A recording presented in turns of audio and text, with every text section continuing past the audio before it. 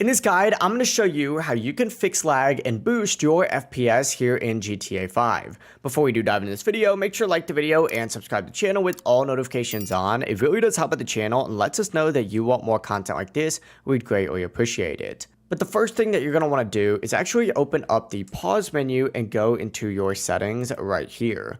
Under the mouse and keyboard section, what you're going to want to do is find mouse as the input method and switch it from raw input to Windows just like so. Once you do this, go ahead and just back out of that to save it, and you'll notice immediately that your mouse is going to start functioning a lot better. That being said, the next thing that you're going to want to do is navigate into the graphics tab down in this little left-hand menu section and scroll down on this section until you see VSync down here. You're going to want to turn this off. This is going to help reduce lag and boost your FPS significantly. After that though, you're going to want to go ahead and lower settings like texture quality, shadows, and anti-aliasing. The lower that you put your settings, the smoother your FPS is going to be overall. This is all once again going to be in your graphics settings. You just got to scroll down a little bit. And finally, whenever you're ready to be done, back out of your settings and make sure you save them.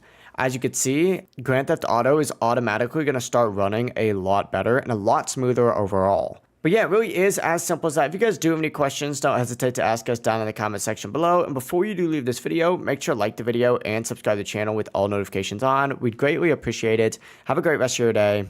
Peace.